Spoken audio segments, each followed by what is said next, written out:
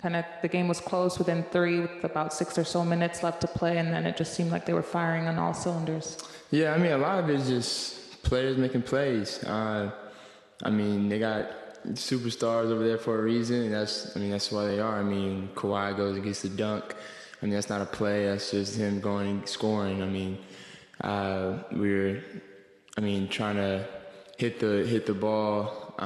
If Big O got on James or certain matchups, and they were just cutting and finishing around the rim, and they just made a couple more plays than we did. And credit to them, they see that type of defense a lot with the hitting and guys doubling, so they know how to play, and they got smart players everywhere, so they capitalize off it.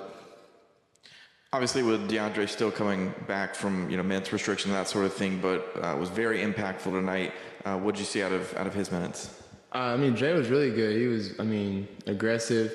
I know he didn't score or was involved in the game as much as he was like to last game, and it was good to see him, get some shots to go down and be aggressive. And I know as we continue to play, his minutes will go up, and that'll help us with the guys out there, because he's one of, if not our best defender on our team. So not having him in these past 18 or something games, it was tough, but now having him back, he can help us. And as we continue to play more, he'll, his minutes will probably increase, and he'll be on the floor a lot more for us.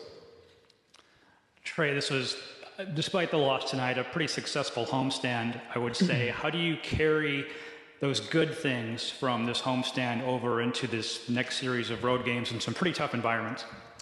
Yeah, it's more about all of us just understanding that we got to take it one game at a time. I know that sounds cliche, and a lot of people say it, but we're in a position where we have to.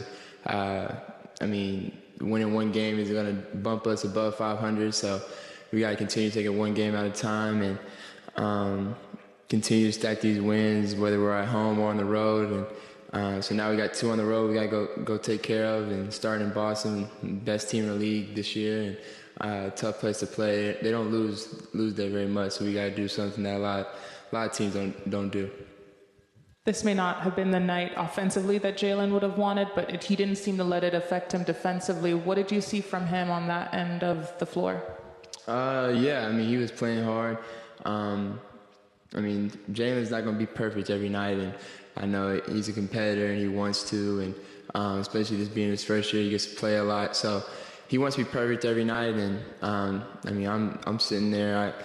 It's hard because he's such a big piece for our team, and I know he wants to be perfect, but in the moment, it's hard to tell him just to keep playing and keep going, and but it's just part of it. He's not going to be perfect every night, and coming from me, I know it is. It's not going to be perfect every night, but it can change in a heartbeat. It can change in a play. It can change in the next game. So he's got to continue to stay with it. He's been having a hell of a year, and one game ain't going to change nothing. So.